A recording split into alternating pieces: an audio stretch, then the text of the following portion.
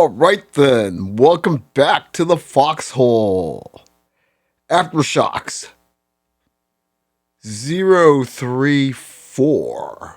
Yeah, so that would be Season 2, Episode 2. Your faithful host, Ken Harlan here, coming to you on a wonderful Wednesday from Eagle's Nest 2, Studio B. Sorry if I sound a little bit raspy today. A lot of stuff going around here. Crazy turbulence. Anyway, glad that we can hook up with you on a Wednesday. I'm glad I waited a day because just so much wild shit went on last night. Perfect for today. So without further ado, let's get this rolling. AfterShoX 034. Coming at you. As always, like and subscribe to our YouTube channel. Definitely need the engagement in the algorithm, and we just want more people to join the Foxhole experience. All that good stuff. Okay, so today, I guess we're probably going to freestyle a little bit, just because what I had planned to air yesterday really got blown out of the water by, events over the last 18 hours or so. I mean, there's some shit that went down, pardon my language. Okay, where do we start with? Let's just call this segment Stupid on Stupid. I mean, I could start with BAM, but we'll get to there momentarily. Let's start with what didn't happen yesterday. As you know, I've been talking on this platform about the W and the negotiations with the WNBA, and like many people who say this league may be the most unlikable of them all, and as far as its membership, the most unlikable athletes who totally epitomize 21st century entitlement and just being tone deaf to reality. Especially when you have their cash cow who they don't want to hear from. I love all these people talking about all these old heads trying to hang out and get another another bag somehow. They're the ones driving the bus. Well, meanwhile, the cuties that have all the simps, like Caitlyn, Paige, and Sonya, and obviously Sophie, it's just kind of surreal because you get it. This is where we're going to have, as I've said from the beginning, you're going to have a weird civil war between the pretty and then the angry. And it's like the angry have no problems blowing this thing up. I know, Devisha Collar, you were talking about Unrivaled. But let's have some real truth when it comes to Unrivaled. Did you see the frigging numbers that network, that league is drawing? Yeah, I know they had a couple of big turnouts at the showcase, but nobody's watching. I mean, you're putting up like ESPN the Ocho kind of numbers. The cultists that watch all that weird sports stuff that people do that would never be on TV, but hey, on a Sunday you got to fill the airwaves. Here we are. I mean, we get to the deadline, and y'all wait till the end of the day, and I know that's been spoke about on a lot of platforms this week, or I should just say yesterday. Y'all sitting, the meeting is supposed to be at 4 o'clock, and you're all sauntering in at like 5. Like you've been getting the 3 martini, 3 bong lunch all afternoon. And there's just no sense of urgency, and the sense that, hey, if y'all don't get a deal done, nobody's going to care. I don't think a lot of people care anyways. And I know that it's unfair to a lot of these folks that Caitlin Clark is the main point, but she is. Like it or hate it. I'm somewhere in between. It's the truth. And Christine Brennan isn't wrong.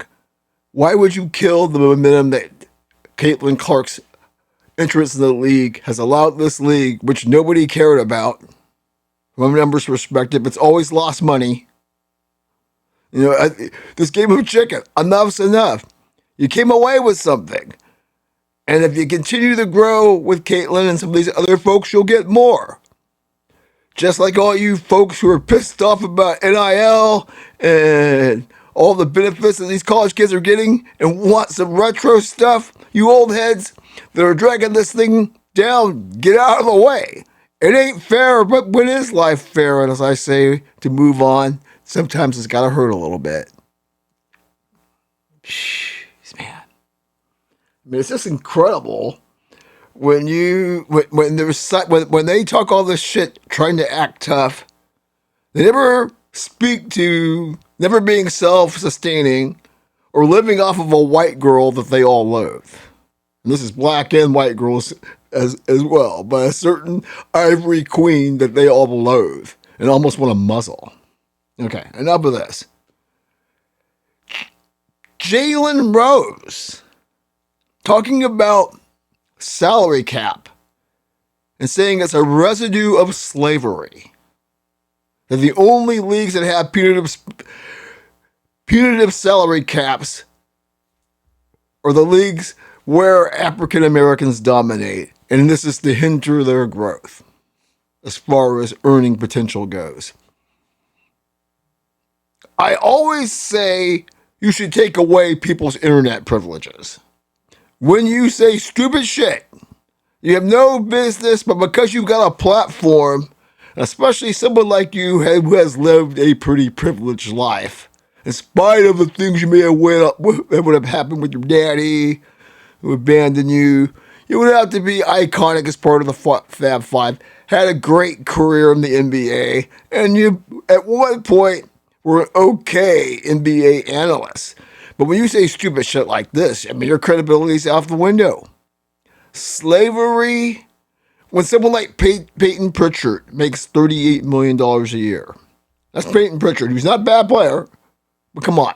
Slavery, Mr. Rose, trying to keep, like the NFL, like MLB at one point, definitely NBA, they've made more generational wealth for people of color than music has. And yet, somehow it's a form of slavery. I mean, stupid on stupid here, folks. Man. You know, I mean, then it comes back to this whole thing about taxation.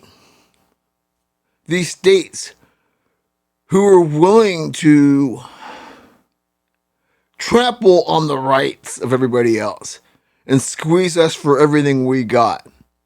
But Buzz, you've got a couple of politicos who are buddies with the weirdos who were funding this NIL pay-for-play nonsense that's fucking soured college sports, pardon my language. I get Trump had Saban and some people of influence on the Hill, and they're going to try to get together and do something. Of course, you know, the culture is pushing back on that. Oh, we don't need such an old white man determining this. And I'm sitting here thinking to myself, I don't know what Trump and Congress can do, but somebody has to say a state can't, well, hey, we're not going to tax these guys for entertainment and a few weirdos gratification that somehow everybody else that's into college football living in the state can vicariously feel good about. We're going to let these entitled brats, sorry to offend you folks, but the way this is, like, oh, we're not going to tax them because I need my natty. I need to walk around like my alma mater is the best football team or basketball team in the nation kind of nonsense. And we're allowing this to happen like so many other things we've allowed to happen in this particular era.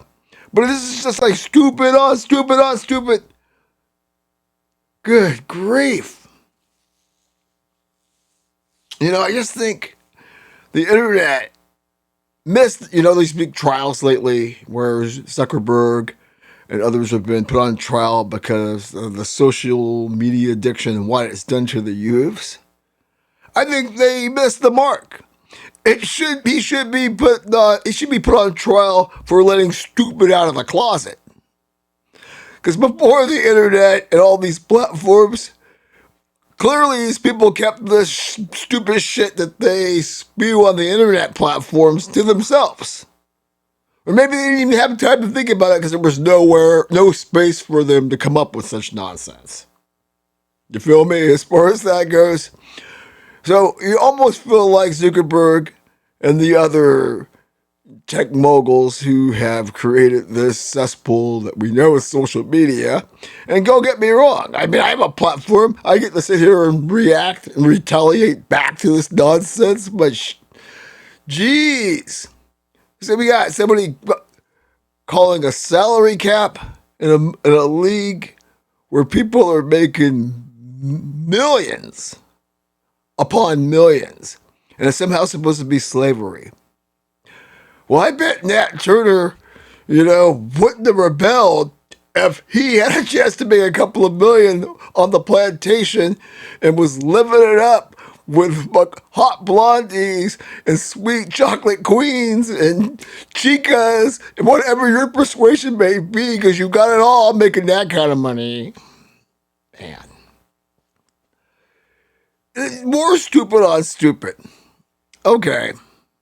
How is this thing with Dak Prescott and his lady? They had the joint bachelor and bachelorette party out on the yacht. And somehow it all blew up. Some say it was a prenup.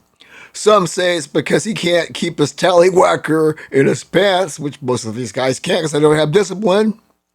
And you're making all that kind of money, you're young.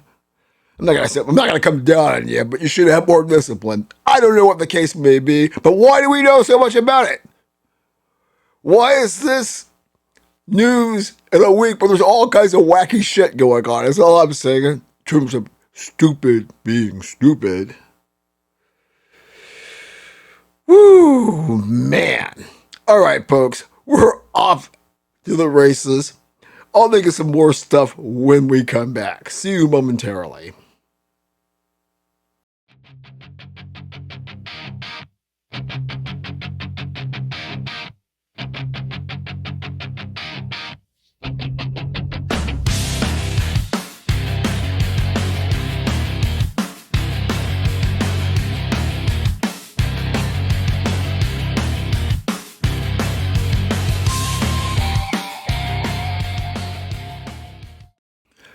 All right. Welcome back to AfterShoX 0340202. Faithful host Ken Harlan here, ice cold chilling like a funky cold Medina on a wonderful Wednesday. Seeing the Gunners, Arsenal, in a little trouble right now. Trailing Bayer Leverkusen 1-0 on the road. Big match day of Champions League as I'm rushing to get this through because my PSG is playing Chelsea in a little bit. Ale. Okay. In that vein, let's get rocking here. Let's call this NFL, NCAA, the culture. Let's go there. I mentioned this in the last segment. Let's ask this question. Can a presidential committee really save the sinking ship that is college sports right now? I mean, really. I mentioned taxation, but there's so many other things at play. And when you get someone like a Saban who speaks out about 25 and 26-year-olds playing against 17 and 18-year-olds. He's like, oh, you're just mad because you're an old, cranky white man and the rules aren't slanted to favor you back when you were paying people and nobody else could because they couldn't afford it. There might be grains of truth to that, but the idiotic culture never wants to admit that maybe the oldsters are right and that maybe there should be some punitive action taken to keep you from hopping from school to school. Man, I get tired of this.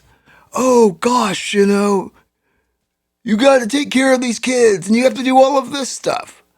It's a two-way street, isn't it? And I'm not saying they shouldn't get paid. But I told you all in the beginning, and I'm sure a lot of you thought the same thing. Again, this is the beginning of the end. I mean, we didn't know how true we were to that.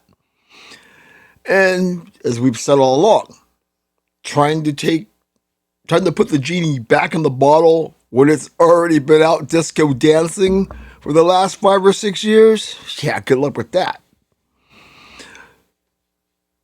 But there's ways to rein it in. And as I'm always saying,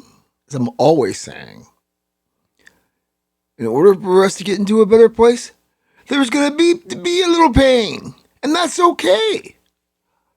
The struggle is what makes this life so interesting and rewarding in the end. And there needs to be some struggle involved here.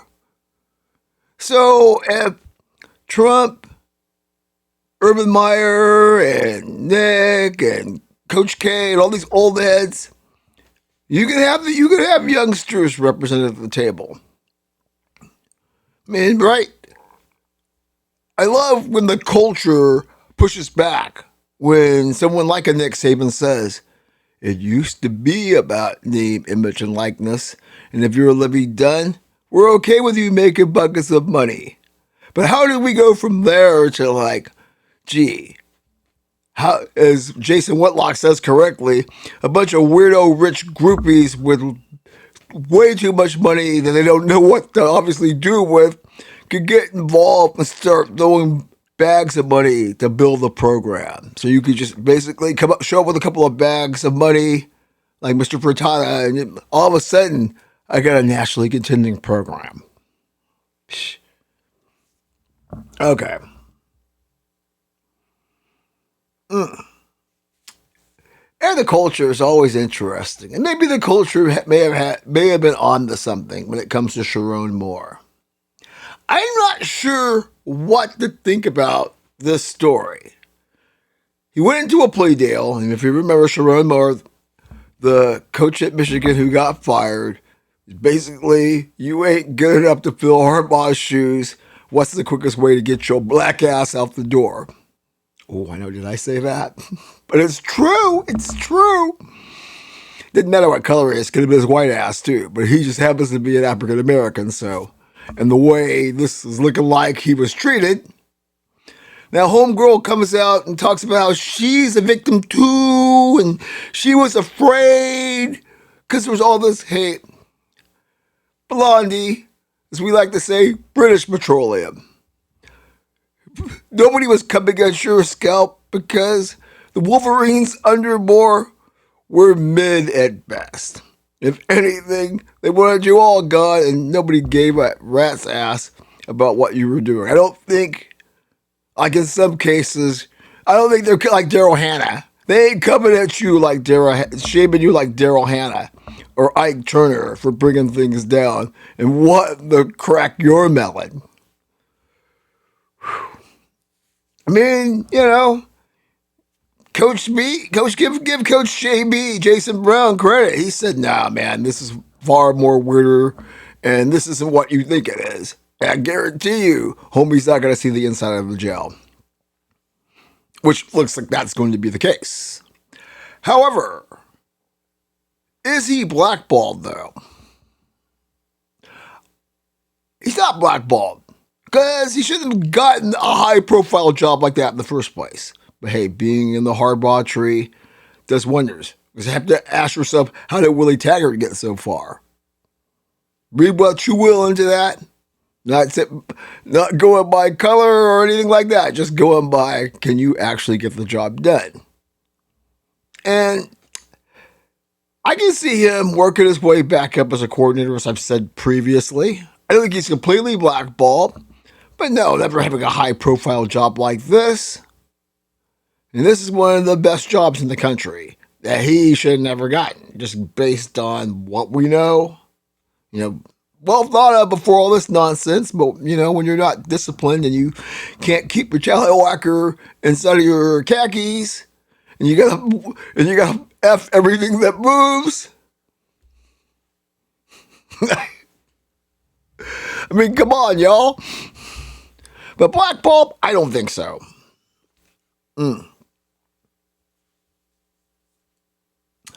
Let's talk this Max Crosby thing. Wow. A lot to unpack with this one. As you know, he was traded to the Ravens when big hullabaloo and all this pressure that's now on Lamar Jackson, and the argument, well, maybe Lamar has more pressure than Josh Allen. Same bucket race hustlers and weirdos. They both are under the same amount of pressure because they haven't won jack already. Am I lying? But Max Crosby going to be more. And then, well, we gave up a couple of ones, did the physical, and maybe he still has some issues with the meniscus, which you kind of knew from the end of last year. All of a sudden, the deal's off. And now you make the deal and get Trey Hendrickson. Not bad step down. The guy puts up numbers, which is a little bit longer in the tooth. But you look like shit to the rest of the league because you have a history of doing this, apparently. As far as, let's see what we can get. Maybe not. Let's get cold feet. But guess what, people? I know you want to come down on the Ravens and say they're really bad and mean. They need to get punished. That's what the 2-day window is for. To sort of talk. And then the league year starts and things can be official. So if they want to pull out, that's on them. Don't do business with them. Right? I just love the peanut galleries and all the podcast and YouTube shows and talking about how villainous the Ravens are, and this is another black eye for them. I'm like, shh.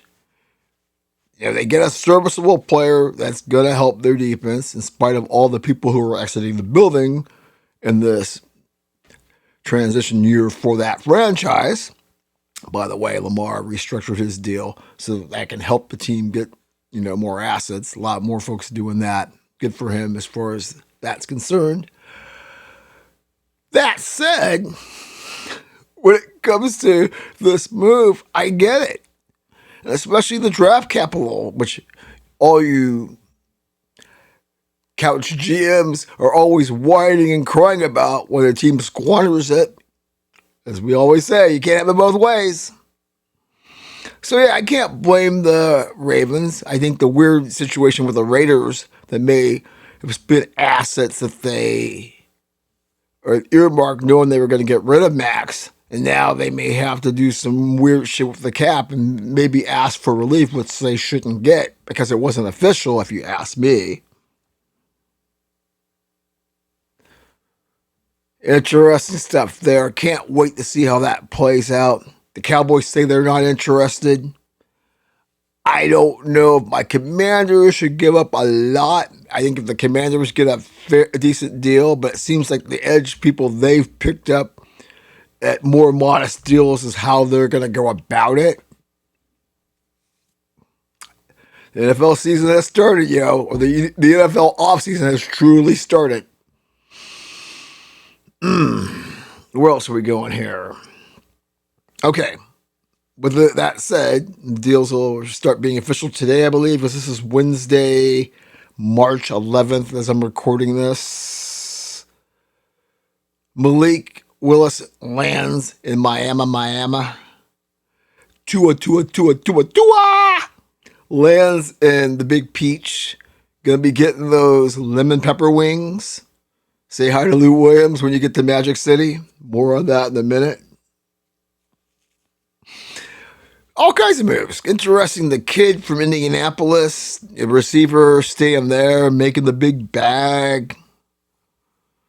Yeah. A couple of guys from the Eagles jumping ship. This time's always fun. Let's give the NFL all of its flowers for being able to create storylines that engage us in March when the season is so far, far, far away. Because we get to do this, and then we get to go through the draft weirdness, and then we get to go through OTAs and the post-June 1 cuts. And then it kind of gets quiet for a hot minute, and the next thing you know, everybody's back in camp. Yeah. I don't know about either of these moves. Right. With Malik, are we going to see Tua Part 2 in Miami? I mean, I don't know what kind of system. I mean, I remember the kid when he was at college. He was at Liberty. I remember when the Washington football team was looking at him. This is the same draft that Kenny Pickett came out of. Not really a great quarterback for not a great draft for quarterbacks, mind you. Yeah, as I've spoken many times on the platforms, he does look good in certain moments. But when he's actually called on to be the man, it's kind of like. However, if I'm Miami and I can get, and you do have what's his face from Texas, Ewers on the roster. Maybe that is a good situation, for the long term for them. Time will tell. With Penix, you get the weird sense that Mr. Block and company are sold. Kind of like in the weird way that you think Minnesota's already tired of J.J. McCarthy, which is so crazy given the small sample size and, some unlucky stuff that's kind of gone both of those guys' way. You don't hear Washington going, yeah, let me see how I can find Jaden Daniels' replacement, even though he was really banged up in year two, where it's pretty clear, like Atlanta and Minnesota are definitely like, I think we can win now. And clearly we don't think we can do it with either one of these guys. And like with Penix, I think about somebody, God, you've played long enough in college and all that kind of stuff. So in terms of you being a finished product, yeah, they got the book on you pretty quick. With Tua, it's, the concussions, which really hasn't been that much of an issue. Just the teams haven't been that good. So yeah, give the NFL all of its flowers for always being able to create these storylines, huh? All right, folks, we're cooking in the foxhole, steaming towards a big PSG match. So I better get this segment done so I can get to the next one. Start watching Match Day. Be back momentarily.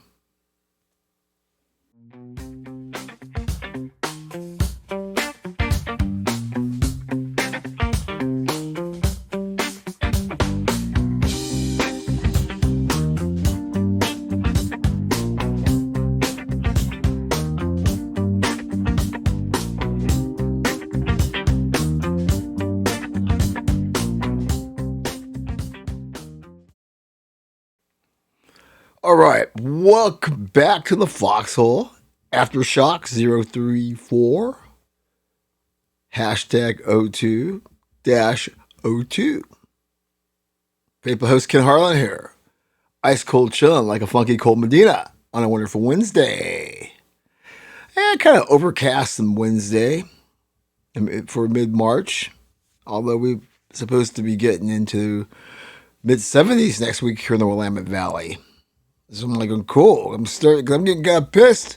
I watched the LA news. I'm like seeing it's going to be like 97, 98 down in the San Fernando Valley in the Inland Empires. I'm like, shit, it ain't even March 15th, the Ides of March. We getting blistering temperatures like that. But with it warming, it does make us think about baseball, hot dogs. In this 21st century, you're not going to say Chevrolet. You're probably going to say Prius or something crazy like that. But, let's talk some WBC, which has just been entertaining as always. I don't know if it's quite hitting the mark. And got to freestyle here a little bit. Because there's so much going on as you're hearing me talking about WNBA and Max Crosby. Another big thing happened last night. Italy taking the United States to the woodshed in the WBC. And what should have been a foregone conclusion as far as I'm getting to the knockout round, maybe it doesn't happen. Because Mark De La Rosa, Einstein himself, thinking that the United States were already in, depending on who you believe or not. But somehow, you lose to Italy. and we're getting bitch slapped. Ooh, did I say that? My apologies for the language. But yeah, getting beat. They ended up making a game out of it, but I was too busy watching, the Lakers and Luka, which is another whole thing. I'm like we're getting ran a lineup that's got guys like Aaron Judge. Yeah, make it make sense. Um, it's fun. I mean, the crowds look very enthused, and you're hearing all these great stories about playing for the country, and typical tough guy baseball, phony tough guy shit. The whole thing with the cat that plays for the Braves and Cal Raleigh, or no, plays for the Mariners, or teammates. But it's like, no, because we're competing internationally, I'm gonna like dish you and not shake your hand or acknowledge you, and just so stupid. But I like it. A little gamesmanship. Right? You're trying to make this what it should be, but it just quite isn't. But you can't blame some of these players for trying to play the part. Yeah, I just always keep thinking this is going to be bigger than it is. And if the U.S. somehow doesn't make it into the knockout round, it will not be as big as it probably could. Because my gut feeling is the momentum of this tournament will pick up later. But the U.S. has to do their part because Otani, being Babe Ruth 2.0, he's cooperating. Grand slam in his first game and had another knock. So, anyways, somehow the Americans aren't there. It'll just be a fiasco of two shams of the biggest travesty. But they did it to themselves. Let me look at this here real quick. Let's see if I can bring this graphic up. Oh, it won't. Oh. What I was thinking? Watching this WBC, the MLB or ESPN published its top 100. Now it's really looking at the top 10. And this goes a long way as to why this tournament isn't blowing up the way it should be, like the Olympics just were. I don't feel like the same momentum. Like the Olympics, which really shocked me in terms of how engaged we were. Given how recent Winter Olympics, people were kind of blasé. But you got a sense that people were rooting for the Americans and even the effed up ones that take a check from another country, but yet somehow we're engaged into their social media nonsense. All good.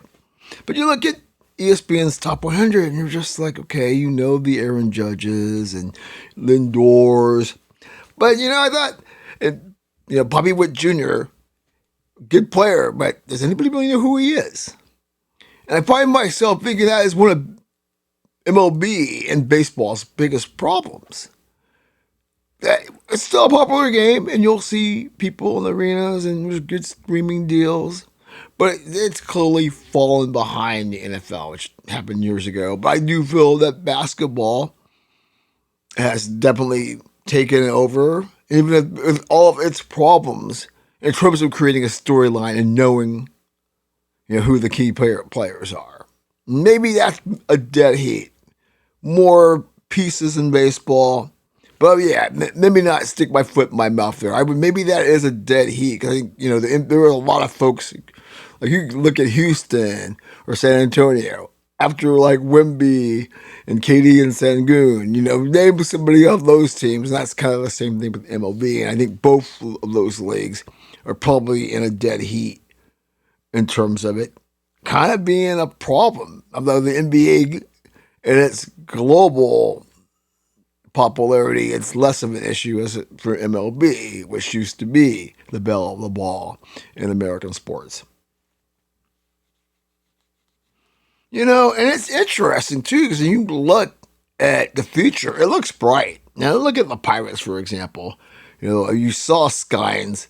Guy's just a total stud. He's got Livy Dunn too. Ooh. And Connor Griffin, both in the Bucks organization. And let's call a spade a spade. Baseball needs to do what the WNBA is trying to do, but you have too many angry warriors of all hues that don't want her to be the face of the league. Skynes and Griffin should be able to have a Caitlin Clark effect and make baseball really popular again.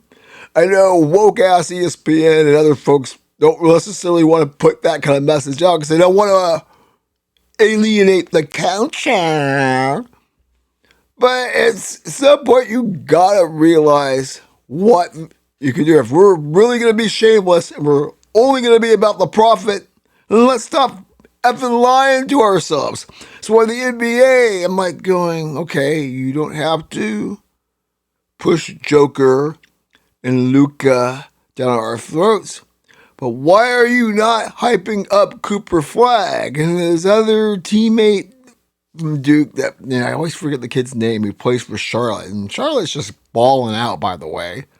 Why aren't we hyping those guys up? And baseball, really, this is a great opportunity. Skies is already there. And what they're saying about Connor Griffin, what do they say, he's a Ferrari? Hype these guys up and don't be ashamed at what their hue is and what a lot of the audience is who might buy into that. Oh no, man, you can't be doing that. And you'll get, I guess, right, the powers that be being intimidated by a certain few. Because, well, you're not telling our narrative. You're going back to this narrative. See how they do? I mean, screw that crowd. Right? If this is really about making dollars, which is pretty clear that that's where we are post-pandemic, then let's stop with all these false narratives trying to think that we actually effing care. Right? Man. What do I got here? I got a couple of more in this segment. Lost in all of this as we gear up for another wonderful season of Major League Baseball. The Dodgers. Yeah, the Dodgers. Can they set an all-time standard? I keep hearing people say that, They're going to probably put something together where they win 125 games, maybe this year, or sooner or later, with this incredible mass of talent that they've stacked together in this run, starting with the Cracker Jack Championship of 2020 that they're on, with the 3 rings obviously going back to back. And I thought to myself, that one year where they win like 110 or something like that with the Giants hit, or 108, 106. I think that's kind of where this team maxes out. I don't see them having a regular season like the Mariners. I think the spreadsheet gurus and number crunchers for them have really figured it out. And you notice in recent years, they haven't necessarily been a juggernaut, but they just got to do enough to get to the postseason. And when you get to the postseason, all that analytical stuff that the Friedmans and guys like that, clearly they're on to something. And that's why I don't ever see them having a season where they win 115, 125 games, because they don't need to. Okay. Let me close you on this one. I was thinking about this when Tom Seaver, his World Series ring from, the Miracle Mets in 1969, it went for like a little bit north of $150,000, I believe. There was all this backlash from the peanut galleries of the internet, as they always do, sticking their nose where it don't belong in terms of how family members deal with this stuff. But there was a lot of pushback from Tom Seaver's, fans going, his family shouldn't be able to make money, and that's all they're just being on the grift. basically being ghouls for profiting on the man's memorabilia. Which, in a weird way, I kind of get, but I'm a realist. I'm thinking, so it should just sit there when somebody could be living large? So can't remember about, I think the total haul for all of this stuff probably, I don't know, was it $1.5 million to $2 million? I don't know about you, but I could use a big bag of cash like that. I mean, having the ring around is cool, but if some sucker wants to pay that kind of money, or as Clay Davis says, if somebody stole their money, if some fool stole their money, hell yeah, I'm going to take it. Or however that line was in The Wire. But yeah, I don't see why people get so bent out of shape when it comes to family. I mean, I know the whole thing with Kobe, that was kind of weird with his parents. Now, when you're alive, okay, but after the fact, and, because there's one thing about the folks who are buying this stuff, but I don't lose any sleep over these folks. I mean, I'd rather see it go somewhere, and especially if, like Kareem, he's giving his stuff away and donated it to schools and, defense funds and all kinds of stuff. Yeah, if that's happening, more power to these folks as opposed to it sitting around. I think the folks buying it, as I've said a million times, right? You bought Carolyn Bassett's Kennedy, her product coat for $200K because you're going to put it in the museum. Or no, you're so infatuated with her, no price matters. I just have to have, the coat of the promising bride of Camelot or whatever you want to call it. Crazy world we're in. All right, folks, we're getting real close to PSG, so I'm going to come back with some parting shots, and as we like to say, possible salty takes when we return. See you momentarily.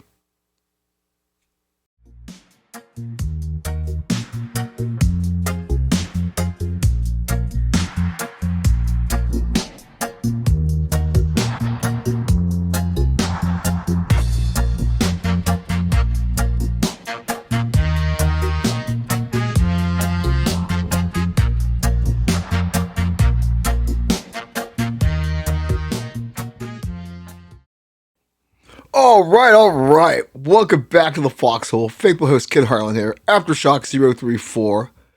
In a very good mood as Bradley Barcola just finds the back of the net. PSG's up 1-0 at the Parc des Princes over Chelsea. Champions League match day. Knockout round. Anyhow, let's get to parting shots and possible salty takes. As always, before I move into that, like, subscribe, tell your friends. YouTube channel. Really could use your help. Tell your friends about it. You want to be on? Guest, support, ftinfx@gmail.com, 541-525-0896. We'd love to hear from you. Also, keep an eye out for SJ Gets Down. She's been under the weather, but we're working on getting some content out on that platform as well, which I'm a co-host of. Okay, parting shots. Bam Adebayo scoring 83 points last night. Yeah. I don't know. I'm going to have to freestyle on this one as well. I was going to talk about it in the first segment, and I was going to talk about it later. Now, over the parting shots.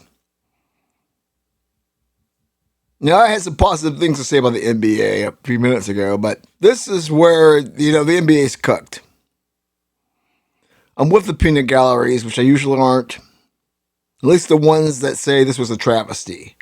And to see him all gawking and having the Wilt-like picture with AJ Wilson and all that stuff, it's nauseating.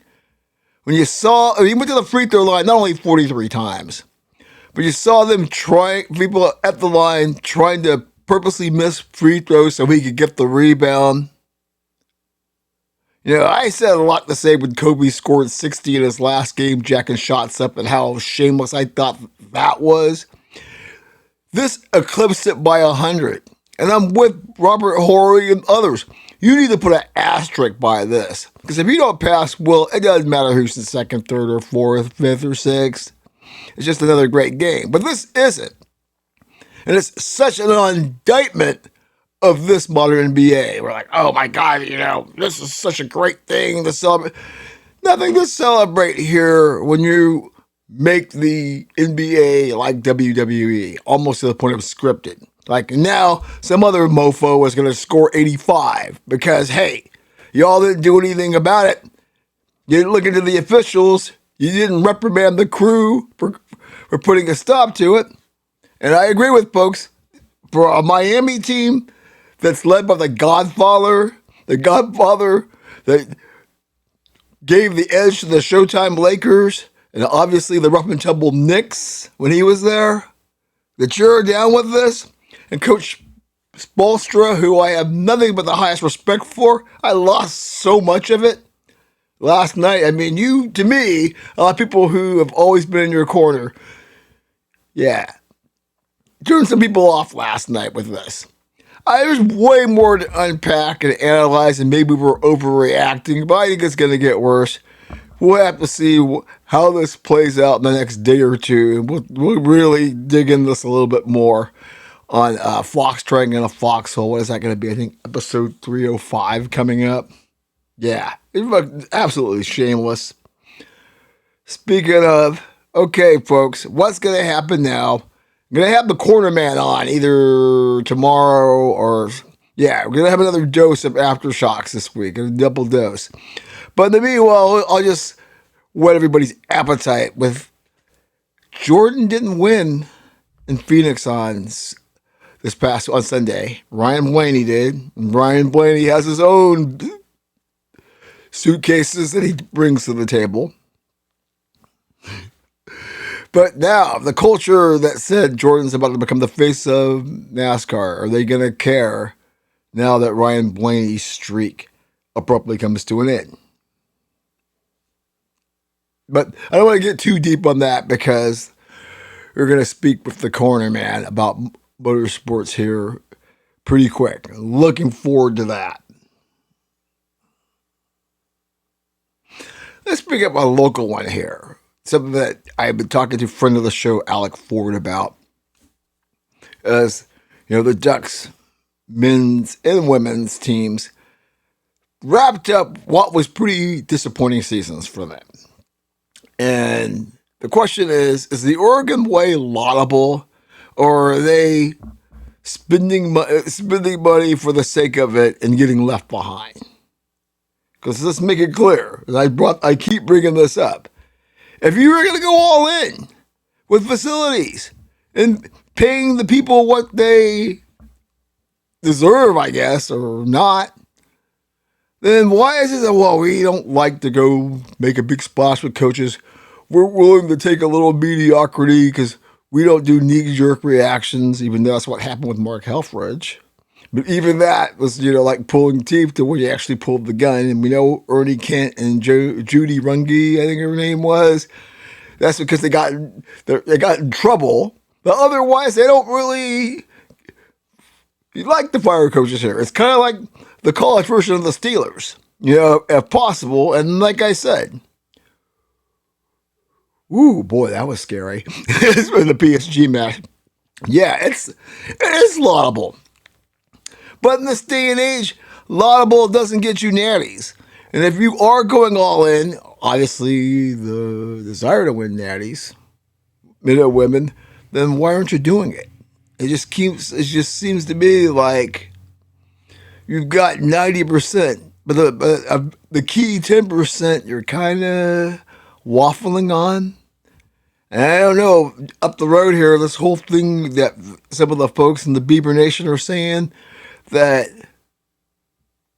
with in the conference tournament, certain boosters told the Oregon State Beaver players to not win because they didn't want any weird stories coming from Tinkle being let go. His kids said it, so go figure. But boy, how spicy is that? If we've gotten to a point where we can throw the kids a few bones to actually not win. Whew. Then you got this whole thing with I was talking with a friend of the show next door. He's obviously he's a Beaver fan. You know, he graduated there, as I've said many times. We got to get him on here one of these weeks.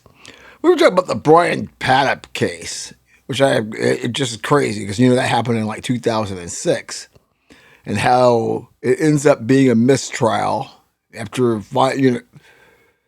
years and years of trying to get some resolution. I don't know if you saw the 20 for 20. Man, that's heart-wrenching shit with his mom. Like with his mom putting on his jersey and running to the crime scene and just, oh man. And yeah, his brothers and sisters, it's very poignant stuff, you know, and I really, really feel bad for them. But I'm just trying to figure out, how do you put together a murder case from 20 years ago? You know, I remember when I was doing it in 2006, I was working for a company called Lunar Logic with my buddy Ezra Pound and the legendary Triple H and folks like that. But outside of that, we used to go out and get drunk every Friday night. I can't tell you much about 2006. I don't think any of my teams won that year, so what the F would I remember from that? It's like British Petroleum. Of course. I mean, the one holdout, which makes you have to wonder who thought he was guilty. Yeah, I think the guy's guilty too, but that's why it's circumstantial, and that's why we have reasonable doubt. Do we not? I don't know, man. I just wonder if doing this again, since it was so long ago.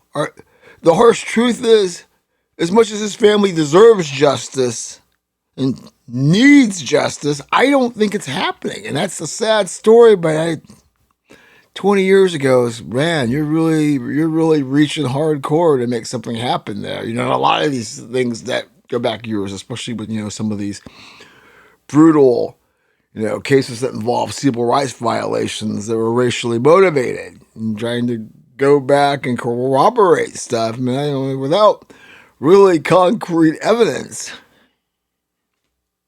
Okay, I ran it a little too far on that one. Okay, how about this one? This one's gonna hurt you, bronzexuals. Gonna sting. Lakers win again last night against a worthwhile opponent, beat the Timberwolves. And this is beating the Knicks at home on Sunday, which makes them 10-2 without the Kang. The Kang stay the Kang. And you know what? In those two games, especially against worthy opposition, I might add, what were the Lakers doing? They were actually playing defense. I know, right? It's like those two Lakers and defense usually are mentioned in the same sentence when they're actually playing. Now, I know I don't want to be like everybody else and hop on the bandwagon when it comes to LeBron. But am I lying that they just are a better team without him? And this is why Laker Nation will be throwing a party when he leaves the door saying, hey, thanks for your service, but, you know. I mean, ball don't lie, as they're always saying. Yeah. I'm sure Rich Ball's going to put a contract out on me any minute now for saying that. But I ain't lying as far as that goes. And as a Laker fan, I would be remiss to say that I actually, for the first time since maybe the beginning of the season, actually was engaged watching Laker games. Sure was a hell of more exciting than that LAFC on a Wednesday game on the other screen with, you know, CONCACAF Champions League. But I'll talk about that in episode 305. But as far as I was actually like, screw LAFC, I'm actually kind of engaged watching the Lakers. And that hasn't happened too often, especially in the regular season in the LeBron era. Just saying, y'all. All right, I ain't gonna sit here and rattle off stuff till we come to Kingdom Come. So tune in to Box Dragon of Foxhole episode 305. Gonna try to get that out Friday. AfterShoX 35. Depending on when I get with the corner man, but that's definitely gonna happen before I do a regular episode again. So a lot of cool stuff happening in the Foxhole. So always subscribe to the YouTube channel if you can. Help a brother out. In the meantime, enjoy some adult beverages, good food, good company, and fellowship. Avoid the bracelets. Stay safe. Definitely stay sane. And we will see you soon enough. Audi 5000, y'all. Time for some PSG.